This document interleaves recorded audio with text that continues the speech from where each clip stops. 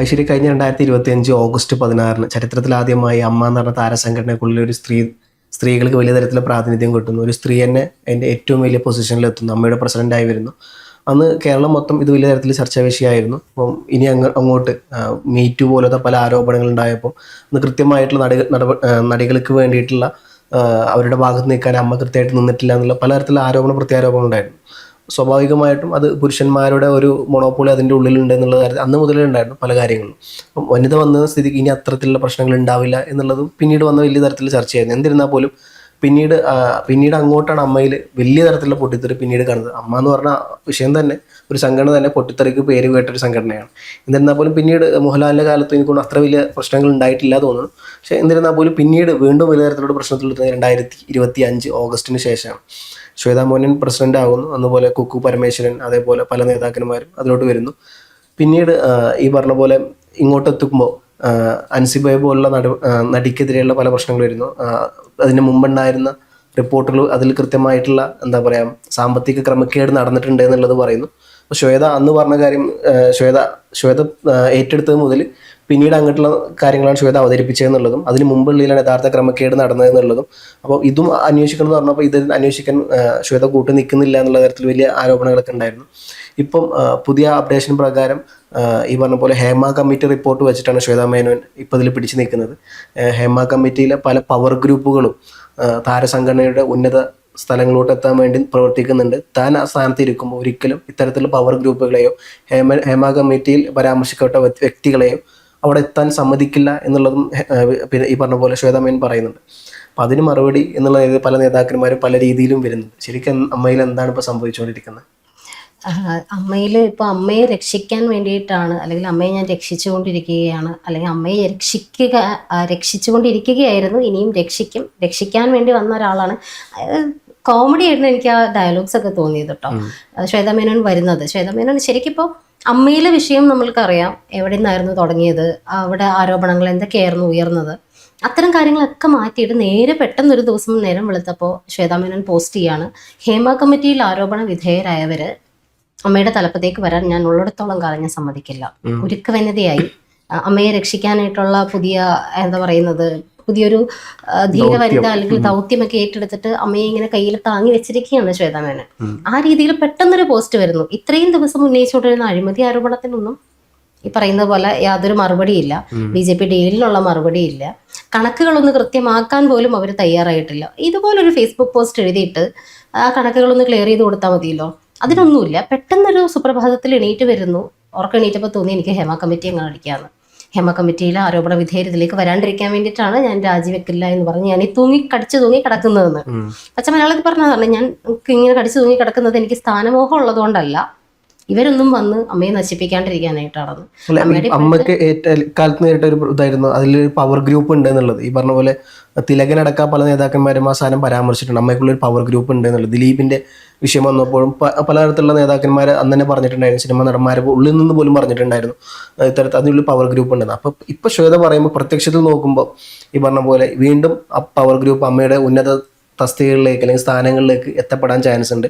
അതുകൊണ്ടാണ് തൻ്റെ ഈ പ്രസിഡന്റ് സ്ഥാനം താൻ പിൻവലിക്കുന്നത് എന്നുള്ളതും ഇതിൽ തന്നെ തുടരുന്നെന്നുള്ളതും. അപ്പോൾ അത്തരത്തിലുള്ള ആൾക്കാരെ ഇനി വീണ്ടും അമ്മയ്ക്കുള്ളിൽ കൊണ്ടുവരണ്ട എന്നുള്ളതും ആ രീതിയിൽ സാധനം കണ്ടുപിടിച്ചതിന്. അതായത് ആ പവർ ഗ്രൂപ്പിനോടാണ് എൻ്റെ മത്സരം എന്ന് പറയുമ്പോൾ പവർ ഗ്രൂപ്പ് ആരാണ് എന്ന് കൂടി വ്യക്തമാക്കണം. ഇപ്പോൾ തിലകൻ പറഞ്ഞിട്ടുള്ളതും ഷമി തിലകൻ അവരൊക്കെ പറഞ്ഞിട്ടുള്ളത് ഇത് മാഫിയ സംഘമാണ് എന്ന് വരെയുള്ള ആരോപണങ്ങൾ വന്നിട്ടുണ്ട്.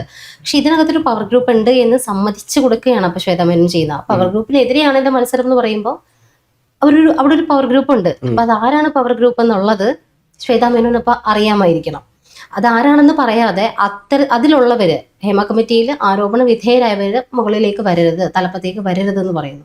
അപ്പൊ ഹേമ കമ്മിറ്റിയിൽ ആരോപണ വിധേയരായിട്ടുള്ള ഇപ്പൊ മാലാപാർവതി ചോദിച്ചതുപോലെ ഇതിലിപ്പോ ഉയർന്നു കേൾക്കുന്ന പേരുകൾ അല്ലെങ്കിൽ ഇവിടെ വിഷയങ്ങളിൽ ഏറ്റവും കൂടുതൽ ചർച്ച ചെയ്യപ്പെട്ട പേര് ബാബുരാജ്, സിദ്ദിഖ് ആൻഡ് ഇടവേള ബാബു ഇവരുടെയൊക്കെയാണ്. പക്ഷെ ഇവരുടെ ആരുടെയും മാലാപാർവതി തന്നെ കൃത്യമായിട്ട് അവർ പറയുന്നുണ്ട് ഇവരുടെ ആരുടെയും പേര് ഹേമ കമ്മിറ്റി റിപ്പോർട്ടിൽ പരാമർശിക്കപ്പെട്ടതായിട്ട് അറിവില്ല.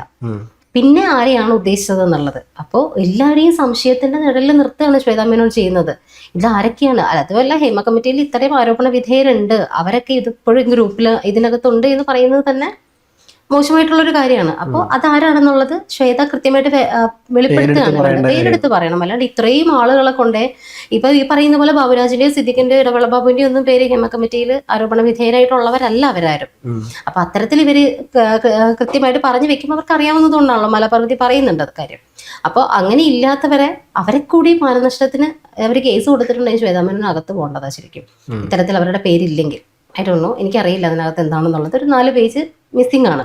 അപ്പൊ നമുക്ക് അതിലും ആധികാരികമായിട്ട് ഹേമ കമ്മിറ്റിയിലെ 4 പേജ് മിസ്സിംഗ് ആണ്. 141 മുതൽ 44ാമത്തെ പേജ് വരെ ഇല്ല, സ്വകാര്യത മാനിച്ച് മാറ്റി വെക്കുന്നു എന്നൊക്കെയാണ് നേരത്തെ പറഞ്ഞിട്ടുള്ളത്. അപ്പൊ അതിലെന്താണ് ഉള്ളത് എന്നുള്ളത് നമുക്കറിയില്ലാത്ത കാര്യമാണ്. അതുകൊണ്ട് ആധികാരികമായിട്ട് പറയാൻ പറ്റില്ല. പക്ഷെ ഇവരുടെ പേരില്ല അങ്ങനെയാണെന്നുണ്ടെങ്കിൽ ഇവർക്കൊക്കെ എതിരെ ഉന്നയിക്കുന്നത് മാനനഷ്ടത്തിന് കേസ് കൊടുക്കാവുന്ന ഒരു കാര്യം തന്നെയാണ്. ബാബുരാജിനോ സിദ്ദിഖിനോ ഒക്കെ ഇടവേള ബാബുവിനൊക്കെ ശ്വേതാ മേനോനെതിരെ മാനനഷ്ടത്തിന് കേസ് കൊടുക്കാം. അല്ലാത്ത പക്ഷം അവര് കൃത്യമായിട്ട് പേരെടുത്ത് പറയണം ആരാണ് എന്നുള്ളത്. ഇപ്പൊ വിനയനാണ് കൃത്യമായിട്ടും ഇതിന് മറുപടി കൊടുത്തിരിക്കുന്നത് എനിക്ക് തോന്നുന്നു. സംവിധായകൻ വിനയൻ അദ്ദേഹം പറയുന്നുണ്ട്, ഇത് ആത്മാർത്ഥമായിട്ടാണെങ്കിൽ ഇത്തരത്തിലൊരു ഫൈറ്റ് ആത്മാർത്ഥമായിട്ടാണെങ്കിൽ ഹേമ കമ്മിറ്റിയുടെ ഇത് കാര്യത്തിൽ പുനരന്വേഷണം കൃത്യമായിട്ടും ഒരു നല്ല അന്വേഷണം ഇനിയും വരാനായിട്ട് പുനരന്വേഷണം നടത്താനായിട്ട് സർക്കാരിനോട് ശ്വേതാ മേനോൻ ആവശ്യപ്പെടുമോ?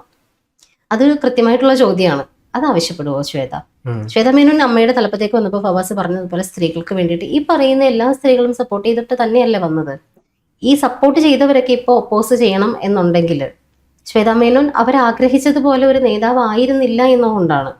ഇപ്പൊ ശ്വേതാ മേനോൻ വരുമ്പോൾ സ്ത്രീകൾക്ക് വേണ്ടിയിട്ട് അല്ലെങ്കിൽ ഇപ്പോൾ ജെൻഡർ പറയുന്നതല്ല, പക്ഷെ ഇരകളാക്കപ്പെട്ട അല്ലെങ്കിൽ ഒരുപാട് ബുദ്ധിമുട്ടുകൾ അനുഭവിക്കപ്പെട്ട അല്ലെങ്കിൽ ആക്രമണത്തിന് ഇരയായിട്ടുള്ള നടി ഉൾപ്പെടെയുള്ളവരെ ചേർത്ത് പിടിക്കും അല്ലെങ്കിൽ തിരികെ കൊണ്ടുവരുമെന്ന് പ്രതീക്ഷിച്ചെടുത്ത അത്തരം ഒരു കാര്യങ്ങളും നടന്നിട്ടില്ല എന്ന് മാത്രമല്ല, ഹേമ കമ്മിറ്റി ഉൾപ്പെടെ ഇതുവരെ അതിലെ പലരെയും പരസ്യമായിട്ട് ന്യായീകരിച്ചിട്ടുള്ള ആൾ കൂടിയാണ് ശ്വേതാ മേനോൻ.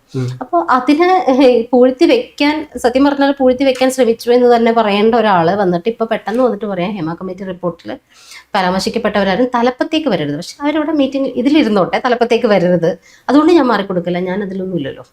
അപ്പൊ അത്തരത്തിൽ ഒരുപാട് പേരെ മുൾമുനയിൽ നിർത്തിക്കൊണ്ട് ഇവർ ഇത്തരത്തിലൊരു സാധനമായിട്ട് വരുമ്പോ ഈ ഹേമ കമ്മിറ്റിയുടെ സാധനം ഇപ്പോഴല്ലേ പരാമർശിച്ചത്, ഇപ്പം കുറച്ച് ദിവസം മുമ്പേ. പക്ഷെ രാജ്യത്തിന് മുമ്പേ വെച്ചിട്ടുണ്ടല്ലോ ഇപ്പം ഈ പറഞ്ഞ പോലെ. അപ്പൊ അന്ന് മുതൽ ഇന്ന് വരെ ഈ ഹേമ കമ്മിറ്റി ഉണ്ടായിരുന്നില്ല.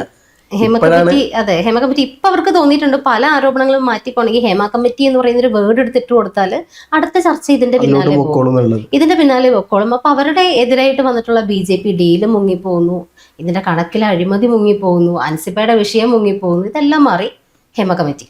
ഈ ഹേമ കമ്മിറ്റിയിൽ ഉണ്ട് എന്ന് പറയുന്നവർക്കൊക്കെ ഒരു ഭീഷണി പോലെ കൊടുക്കുന്ന ഒരു സാധനം. പലരും ഒന്ന് അനങ്ങാണ്ടിരിക്കും എന്നുള്ളത് ഉദ്ദേശിച്ചിട്ടായിരിക്കാം, എനിക്കറിയില്ല.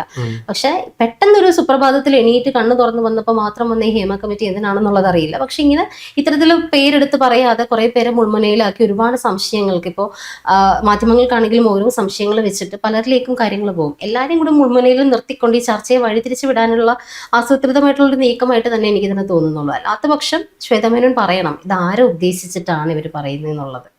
അതിന് എല്ലാവരും ഇപ്പൊ വിനയൻ ചോദിച്ച ചോദ്യം തന്നെയാണ് അദ്ദേഹം സാറ് ചോദിക്കുന്നത് പോലെ തന്നെ ഇവര് ആത്മാർത്ഥമായിട്ടാണ് എങ്കിൽ സർക്കാരിനോട് ഇതിൽ പുനരന്വേഷണം നടത്താൻ പറയൂ. ഈ മറച്ചു വെച്ച 4 പേജുകൾ ഉൾപ്പെടെ പുറത്ത് കൊണ്ടുവരട്ടെ. അത്തരത്തില് സംഭവങ്ങൾ കൊണ്ടുവന്നിട്ട് കൃത്യമായിട്ടൊരു നടപടിയിലേക്ക് മുന്നോട്ട് പോകാൻ എങ്കിലും തയ്യാറാവണം. അല്ലാണ്ട് അമ്മയുടെ തലപ്പത്ത് ഞാനേ ഇരിക്കുള്ളൂ, ഞാനിരുന്നാലേ അമ്മ രക്ഷപ്പെടുകയുള്ളൂ എന്ന് വിചാരിക്കുന്നത് ഭയങ്കര മോശം അവസ്ഥയാണിത്. ഞാൻ ഇരുന്നാൽ മാത്രമേ ഹേമ കമ്മിറ്റിയിലുള്ളവരൊക്കെ ഇവിടെ ഉണ്ടെങ്കിലും അവരെയൊക്കെ നിയന്ത്രിക്കാൻ എനിക്ക് മാത്രമേ പറ്റുള്ളൂ.